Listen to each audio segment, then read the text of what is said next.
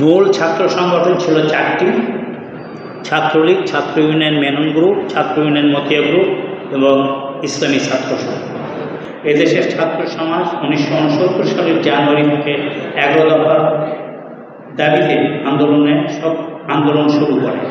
রাজশাহী বিশ্ববিদ্যালয়ের শিক্ষার্থীরাও সে আন্দোলনে সক্রিয়ভাবে অংশগ্রহণ করে। 17 ফেব্রুয়ারি বেলা 12টার পরপরই প্রশাসন ভবনের সামনে থেকে বিশ্ববিদ্যালয়ের শিক্ষার্থীদের একটি মিছিল শহরের দিকে যাত্রা করে। মিছিলটি রাজশাহী কলেজের সামনে পৌঁছলে পুলিশের বাধার সম্মুখীন হয়। শুরু হয় ভাঙচুর ও অগ্নিসংযোগ। পুলিশের লাঠিচার্জ ও টিয়ার শেলের আঘাতে বহু ছাত্র আহত হয়। পুলিশ 8 জন ছাত্রকে আটক করে। পরদিন 18 ফেব্রুয়ারি শহরে 144 ধারা জারি করা হয়। শিক্ষার্থীরা 144 ধারা ভঙ্গ করে মিছিল করে শহরে যাওয়ার চেষ্টা করলে বিশ্ববিদ্যালয়ের প্রধান গেটের সামনে পুলিশি আক্রমণের সম্মুখীন হয়। পুলিশের সঙ্গে সেনাবাহিনীর সদস্যরাও ছিল। বিশ্ববিদ্যালয়ের তখনকার প্রক্টর ডক্টর জোহার নিরস্ত্র ছাত্রদের রক্ষার্থে এগিয়ে আসে। ছাত্রদের গুলির হাত থেকে রক্ষা করতে গিয়ে তিনি পাঞ্জাবি সেনা অফিসারের বেয়নেটের চার্জে গুরুতর আহত হন। হাসপাতালে নেওয়ার পর তিনি শাহাদাত বরণ করেন। ডক্টর জোহার সঙ্গে আরও কয়েকজন শিক্ষক ও বেশ কয়েকজন ছাত্র আহত হন। ডক্টর জোহাই হলেন বাংলাদেশের প্রথম শহীদ বুদ্ধিজীবী। তার শাহাদাত 1969-এর গণ অভ্যুত্থানে নতুন প্রেরণা জোগায়, যা পরবর্তীকালে 1971 সালে মুক্তিযুদ্ধের পথ সুগম করে। আমাদের সম্মান পরীক্ষা হওয়ার কথা ছিল 1970 সালের অগাস্ট মাসে, কিন্তু দুটি প্রাকৃতিক দুর্যোগ এবং ডিসেম্বর মাসে জাতীয় সংসদ নির্বাচনের কারণে পরীক্ষার শুরুর তারিখ পিছিয়ে 1971 সালের 1 মার্চ নির্ধারিত হয়।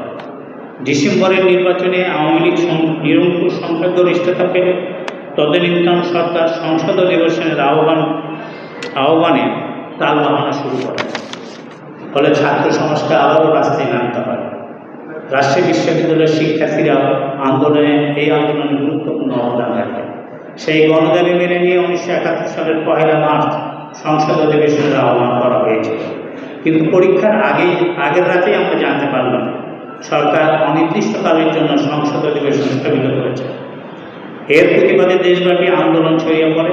1 মার্চের পরীক্ষা শেষে প্রতিবাদ মিছিল নিয়ে আমরা শহরে যাই। 2রা মার্চ মাস্টার পূর্বভাগ এবং 3রা মার্চ মাস্টার শেষ বর্ষের পরীক্ষা শেষও আমরা মিছিল নিয়ে শহরে যাই। এসব মিছিলের উপরে গুলিবর্ষণ করা হয় এবং বেশ কিছু হতাহতের ঘটনা ঘটে। 3রা মার্চ রাতে সেনাবাহিনীর সদস্যরা আমাদের হলগুলো রেড করে। বিশ্ববিদ্যালয় প্রশাসনের মধ্যস্থতায় 4ঠা মার্চ সকাল 10টার মধ্যে আমাদেরকে হল ছেড়ে চলে যেতে হয়। এরপরের ঘটনা আপনাদের সবাই জানেন। 7ই মার্চের শেখ মুজিবের ভাষণ, 25শে মার্চের বায়াল কালরাত্রি, 26 মার্চের শহীদ জিয়া কর্তৃক স্বাধীনতা এবং মুক্তিযুদ্ধের ঘোষণা এবং 9 মাসের রক্তক্ষয়ী যুদ্ধের মধ্যে দিয়ে 16ই ডিসেম্বরে বিজয় অর্জন ও বাংলাদেশের অভ্যুত্থান। মাঝখানে কিছু সময়ের জন্য রাজশাহী বিশ্ববিদ্যালয়ে খোলা হয়েছে। কিছু ছাত্রছাত্রী বিশ্ববিদ্যালয়ে এসে পরীক্ষাও দিয়েছিল। বিজয় অর্জনের পরে 1972 সালের মার্চ মাসের বিশ্ববিদ্যালয় সাধারণ শিক্ষার্থীদের জন্য খুলে দেওয়া হয়েছিল। আমরা বিশ্ববিদ্যালয়ে আসি এবং আমার রুমে যে রুমের অবস্থা দেখে আমরা আশ্চর্য হয়ে গেলাম। রুম একদম ফাঁকা। পরে অডিটোরিয়াম থেকে শুধু লেপ তোষক আর কয়েকটি বই পেলাম। আমাদের খাতাপত্র নোট কিছুই পেলাম।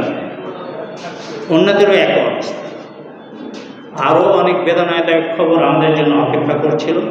বিশ্ববিদ্যালয়ের একটি নির্মাণাধীন হল, যেটা বর্তমানে শহীদ জওয়াহর নামে পরিচিত, আর হানাদার বাহিনী হলটিকে টর্চার সেট হিসেবে ব্যবহার করেছিল। বিশ্ববিদ্যালয়ের কয়েকজন শিক্ষক সহ অনেক শিক্ষার্থী, কর্মকর্তা, কর্মচারী এই মহান মুক্তিযুদ্ধে শহীদ হয়েছেন। এ খবর আমরা আস্তে আস্তে জানতে পারি।